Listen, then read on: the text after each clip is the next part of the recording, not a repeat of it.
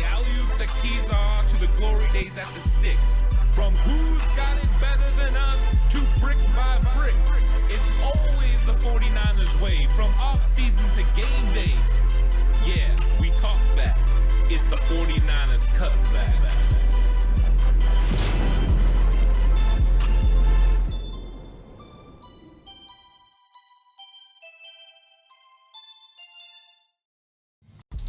It's 49ers Cutback Podcast time. Welcome to the show. I'm ready to talk about the most important player on the 49ers offense. And you could say there's a lot of possible options because the 49ers are absolutely stacked on offense. But who is the most vital? Who's the most important to the San Francisco 49ers success on offense in 2023? Usually the usual suspects are quarterbacks, and the 49ers have a few decisions to make at the quarterback position. Of course, we've had an up and down type of reign with Kyle Shanahan. Who is going to be the quarterback from year to year has been the question, and they've thought they figured it out with Jimmy Garoppolo.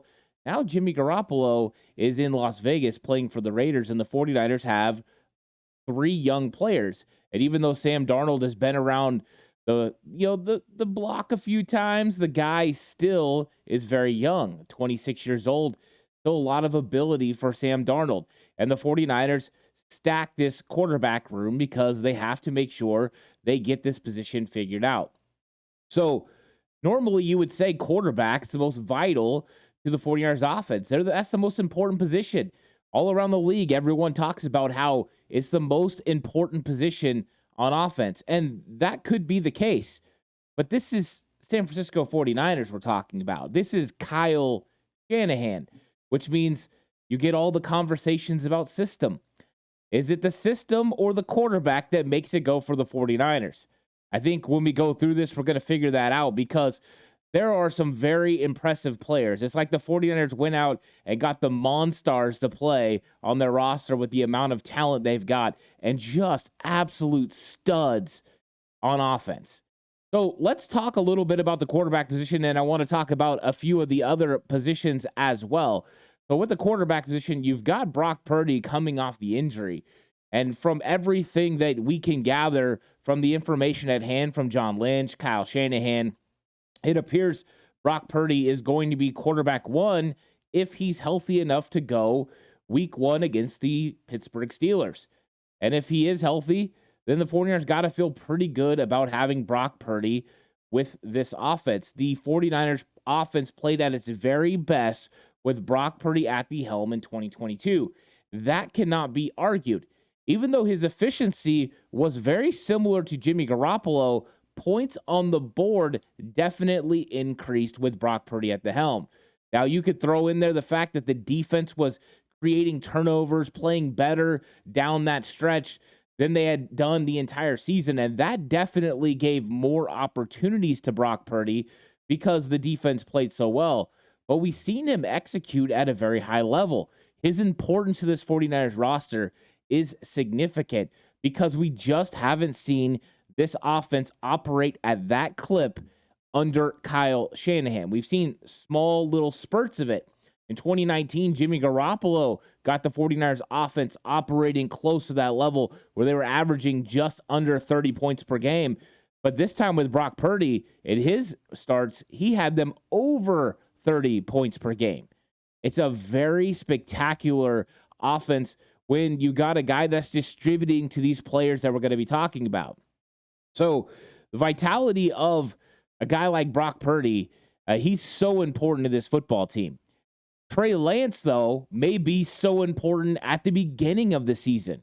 With us not knowing what we're going to get out of Brock Purdy, potentially, is he going to be ready for training camp? Is he going to be ready for week one? There's going to be questions about who's going to be able to fill that role. And with Trey Lance, we've seen him come in a couple of stints.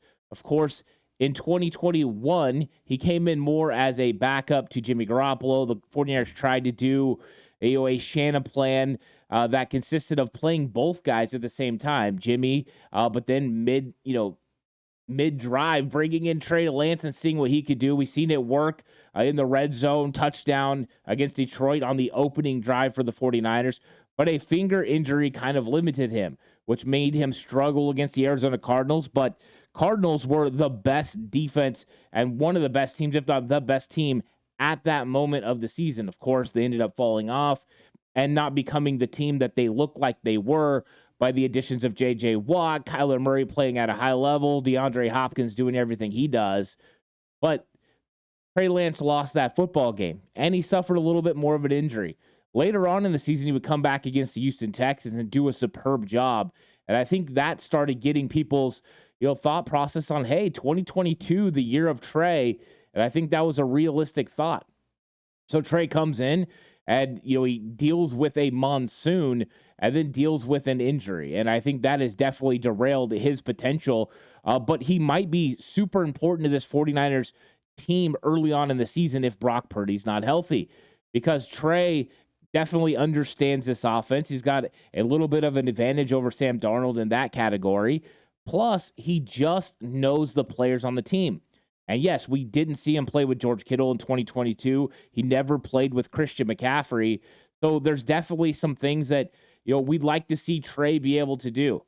In the same way, though, he has definitely been outplayed by Brock Purdy. We could say Trey hasn't been given the opportunity, and that's somewhat correct. He was not given a full opportunity, but a lot of that's because of injury. And unfortunately, circumstances dictate the opportunities that were given.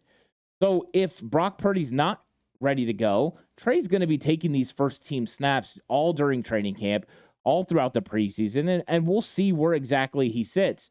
Brock doesn't come back. Trey Lance may be one of the most important people on this entire team because he's going to have to run this offense. But another guy who's very important to this 49ers offense is going to be Christian McCaffrey. Is he the most important? Well, we're going to decide that after we talk about these possible players that are the most important for the 49ers. McCaffrey, after he came from Carolina in that trade, what a spectacular difference he made in Kyle Shanahan's offense. You felt like Kyle had that piece he had been looking for. Of course, in 2019, he goes out and he drafts Deebo Samuel. He gets Jalen Hurd, and there's a thought that he's going to use one or both of them in the backfield. I believe Hurd was that guy, and he's never really been able to get that prototypical guy that he could play on the outside and be able to run the football. And McCaffrey's perfect for it. So they go out and get him, and the 49ers jump from 23rd best offense in the league, according to DVOA, to number 1. What a huge difference that makes going from 23 to number 1. And you've seen the success with Christian McCaffrey, not just in how Christian McCaffrey operated with Brock Purdy, but he had similar success with Jimmy Garoppolo as well. He was definitely somebody they trusted to be able to check down, but he also created mismatches for the opposing defense. Whether that was linebackers getting one-on-one designations like Bobby Wagner when the 49ers played the Rams, or if that meant a safety was going to be chasing Christian McCaffrey around, they just weren't a match, especially in the passing game, for Christian McCaffrey. But also, you've seen the average in points jump 7 points with McCaffrey coming to San Francisco. So you get a 7-point jump for McCaffrey coming, and we talked about a 7-point jump when Brock Purdy took over. So that's a 14-point jump, adding those two players to your roster. So the 49ers definitely found a way to create points when you had not only a tool like Christian McCaffrey that you could use, that jack of all trades, to manipulate different coverages and manipulate different matchups and personnel groupings Kyle Shanahan could do a bunch of different things with, but also a trigger man that could get him the football. Both very important to this 49ers offense. And it's no shock that when Christian McCaffrey comes to San Francisco on that trade, the 49ers, when McCaffrey had a full week of practice, were undefeated on the season minus the NFC Championship game. McCaffrey helped them go on a 10-game winning streak. So his impact on this 49ers roster was felt almost immediately. Even during the short week where he's only there for a couple of days and he plays against Kansas City, you could definitely tell McCaffrey's going to make a difference in the offense. The reason he's so dynamic is the fact that not only can he run the ball, and it's not just running, certain types of plays, but he can run everything that Kyle Shanahan wants to run. And each thing that he wants to run work against different defensive fronts. So week to week, you're going to be playing a different defense, and how they plan on playing you is going to dictate what types of plays you run. So you need to be able to run outside zone. You need to be able to run inside zone or gap scheme. If you got a wide 9 defense you're going against, run that gap scheme and take advantage of that open space. Now, if you have a wide 9, you're not going to run the outside zone. But if they're not running that, if they're playing a more traditional base 4-3 set, then you can get to the outside, and those levels are available to you. So the defense often dictates what you can run, but so does your personnel. What happened getting McCaffrey is you no longer were beholden to somebody that couldn't do one thing or the other. He could do it all. Now, Elijah Mitchell, as far as running the football, can do it all as well. He's not as dynamic in the pass game, which changes up some of the matchups and how you get different defensive personnel groups on the field that you can take advantage of. But he can run the other types of runs you want to run. The problem is he's not often healthy. He's only played 16 games in 2 years, so he's got to stay healthy to be able to help this offense. And they lost him after week 1 last year. So that's why the McCaffrey move was so big and his impact is so big. Another person's impact that is huge for this 49ers offense and what could make him the most important player on the team is George Kittle. Because not only does he catch the football, get yak yards, score touchdowns, but he's also one of the most pivotal blockers on the entire 49ers roster. Being able to block on that edge, especially when you're running outside zone, will set up the entire play. If he's able to hook ends, get a push, get some movement at the point of attack, that will create the necessary run lanes for your running back. If he's not able to do that, that play could be stifled right there. And if that play is stifled, it messes up Kyle Shanahan's overall play calling rhythm. You need to make sure you're consistently getting positive yards. It doesn't mean you have to get 5, 8, 10 yards. Those are great because those build a momentum with the entire team and it feels like you just start steamrolling. But what it needs to do is be positive, 2, 3 yards, because 2nd and 7, 2nd and 8 is still a lot better than 2nd and 10 or 2nd and 11. It changes your next call. With a 2nd and 8, you can still run the football and know you can get it to 3rd and manageable if you make the right call. If you're at 2nd and 11, you might not be willing to run the football, and now you've kind of told the defense, hey, I need to pass and get some of this yardage back. So playing in front of the sticks is so pivotal for any offense, and George Kittle's a big reason why. With his blocking, he's able to set the tone for the 49ers run game. And then off of that, he's just as talented about making sure he's effective in play action passes. He could come off that block and then be wide open. We've seen it in the playoffs against the Cowboys. He's not even supposed to be in a route, yet he finds his way to an open void in the defense, and you've got a defensive tackle chasing him, trying to cover him in open field. Purdy finds him, you get the spectacular catch, and what you get is all that emotion and all that George Kittle brings to your team, that excitement, the enthusiasm. That's George Kittle's importance. A lot of it goes in that area because there are tone setters for your football team, and George Kittle may be the biggest tone setter on the entire 49ers roster. He gets out there, he fights for extra yards, he converts on 3rd down, he scores touchdowns. He plays with an exuberance and an excitement, but also with a shake it off mentality, which is tough for some. You just got to shake it off and move on. Another guy that sets the tone is Deebo Samuel. And coming out of 2021, I don't think anyone would have argued that Deebo could be the most important player on the entire 49ers roster. 49ers paid him very handsomely for what he did in 2021. The guy produced at a crazy level. He proved that positionless was something Kyle Shanahan could definitely exploit, and he did it. And he carried that 2021 team as far as they would go. They would not get over the hump and get to the Super Bowl, but Deebo Samuel had over 1,400 yards rushing and over 350 yards carrying the football. So receiving 1,400, rushing 365. Absolutely spectacular. He'd do it all guy. Scoring touchdowns on the ground at a high level, 8 in that category. It was spectacular performance. His importance was definitely felt. Of course, 2022 doesn't exactly go the way you're expecting Deebo Samuel's season to go. And it's kind of changed a little bit about how people feel about his importance to this 49ers offense. I think a lot of that has been changed by Christian McCaffrey, where Deebo Samuel was expected to be that player that could be in the backfield and yet go play wide receiver. Now you have Christian McCaffrey that can do the same thing. Now, when teams looked at Deebo on the field, they made sure they had personnel groupings that had him designated as a wide receiver. So if you saw him out on the field, you could take advantage of putting him eventually in the backfield, especially if they thought, hey, it's 5 wide. Let's put our dime package out there. Next thing you know, Deebo's in the backfield, and he's running the football. It puts you at a disadvantage with smaller players out there going against, number one, trying to tackle a big Deebo Samuel, but a guy like George Kittle and Jawan Jennings blocking, you had a little bit of an advantage that way. Now what you did is you got the inverse. Now they'll go ahead and they'll designate Christian McCaffrey as a running back. So they'll maybe keep a base 4-3 set out there, depending on how many tight ends you have. Well, next thing you know, he's out and he's taking advantage another way.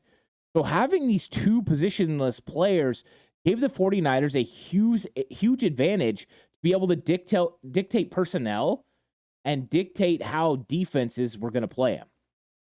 I think that's one of the funnest things that you see from an offensive coordinator like Kyle Shanahan, is you see him grab these players that are positionless, and then he can take all their skills and put it to the best of their abilities for them to succeed on the field. What's best for the player is also what's best for the team. And he does that at a high level. And Deebo is the epitome of that. And now you've added Christian McCaffrey. So did Christian McCaffrey's addition somewhat change the importance of Deebo Samuel? In some ways, yes. In some ways, not.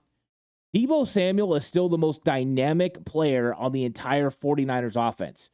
He can break from anywhere. He can take a bubble screen for a touchdown. He can catch it deep down the field for a touchdown. He can get a reverse for a touchdown. He can line up in the backfield, run the ball, and it'd be a touchdown. He can go scream across the middle, catch a drag, and take it to the house like he did against Seattle in the wild card round. Dynamic ability there is something that still separates him from some of the other players on the team. His counterpart, Brandon Ayuk, could be one of the most important players for the 49ers in 2022 or 2023 because of what he did in 2022. Brandon Ayuk went for over 1,000 yards, caught over 70 passes, and you've seen the way that he was able to create separation with absolutely insane route running. He started turning defensive cornerbacks inside out. They would be standing there. He could wait on the football. That's how much time he had between him and the cornerback and their recovery. It was spectacular. He had definitely his best year of his career. And we've seen a steady climb over the last couple years. 2021 was better than 2020. 2022 was better than 2021. So that's got to mean 2023, he takes another step. During OTAs and minicamp, he has been almost unguardable, turning people inside out on his own team. And they're used to seeing him in practice all the time. He is mastering how to run routes, and that's huge for the 49ers. So where you see a positionless type of trend between what George Kittle does, Deebo Samuel, Christian McCaffrey, with Ayuk, he's more traditional. He's a traditional wide receiver in Kyle Shanahan's offense. And you need those guys. An X receiver that can go win one-on-one. Oh, you're going to run man coverage this time? Good luck. You've got one-on-one with Brandon Ayuk. Oh, you're going to play your nickel corner in the slot against Brandon Ayuk. He's going to run a whip route that takes you inside, and then he's going to come back out, and he's going to walk into the end zone. those types of things are going to have an effect on the defense. It means when you get out there, you can't run man coverage at times against a player like Brandon Ayuk. He will absolutely shred you. You can't allow yourself to get shredded. So then what do? You run zone. And by doing that, you open up avenues for all kinds of guys to get open in these open windows, especially with a play action game like Kyle Shanahan runs. It is a cool way of using all your integral parts to get guys open. But you have to have a player like Brandon Ayuk to get it done. You have to have a guy that can win vertically, that can turn a cornerback inside out, that isn't somebody that can't beat man coverage. Because if you could just man up the 49ers across the board without a running threat, without a Trey Lance kind of quarterback, then they wouldn't have to worry about keeping you under wraps. So I think the 49ers definitely need certain players that fit certain roles.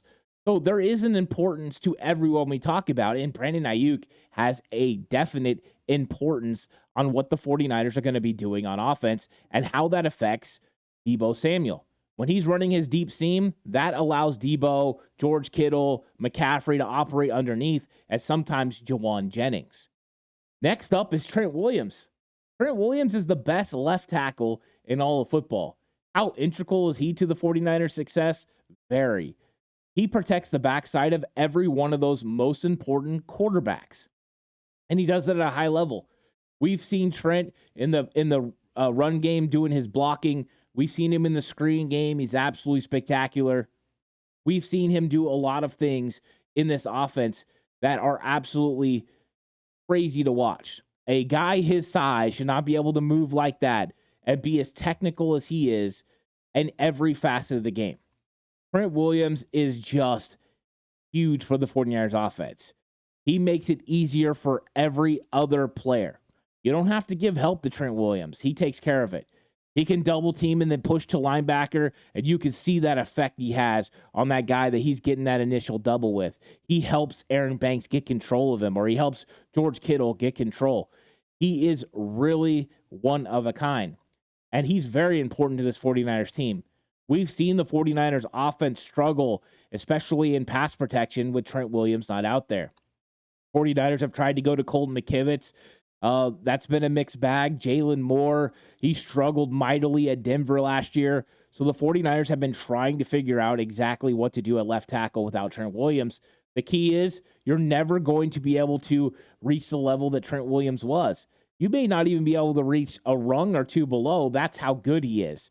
So his importance to this 49ers team is absolutely huge. Next up, Kyle Juszczyk. Kyle Juszczyk, I think his importance has somewhat diminished over the last couple of years. The 49ers paid him like he's still one of the most integral pieces on this 49ers team. But whenever you added Christian McCaffrey last year, then the types of personnel groupings you could put people in without Juice on the field kind of escalated. But Kyle Juszczyk is still one of the best lead blockers. He can catch the ball in the backfield. And if you get a matchup that has him on linebacker, you got to think Juszczyk is going to win. We've seen him have pivotal catches, pivotal runs, but one of the areas that he's most pivotal and why I wanted to keep his importance at this level was how he helps with pass protections. Helping these young quarterbacks and helping a young Jake Brendel be able to determine where blitzes are coming from is very important. And Kyle Juszczyk was tasked with that job. A lot of offenses do that. They allow their running backs to help out in protections, especially if they see someone coming. Kyle Juszczyk understands this offense inside and out and understands what maybe a young quarterback could be missing. So going ahead and getting those blitz calls out there and allowing quarterbacks to be able to understand where it's coming from so that way you can hit your hot is so important for this 49ers offense.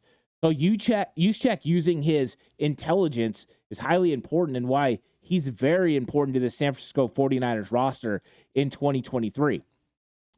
Next up is going to be Colton McKivitz.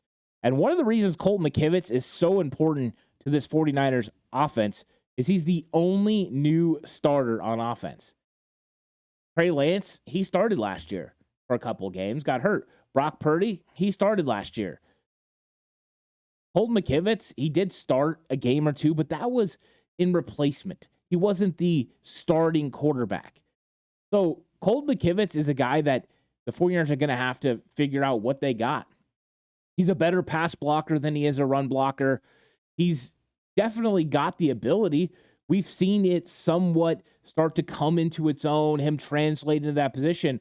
But it was just a couple years ago that he found himself waived after training camp, went unclaimed by all 31 teams, ended up on the 49ers practice squad, and then eventually back to the active roster. And he's had to fill in some of the biggest games. Week 18 against the Rams, he filled in at left tackle. He did give up some pressures. He did give up a sack, but that was to Von Miller. It's one of those things where that's a future Hall of Famer. He's going to get you.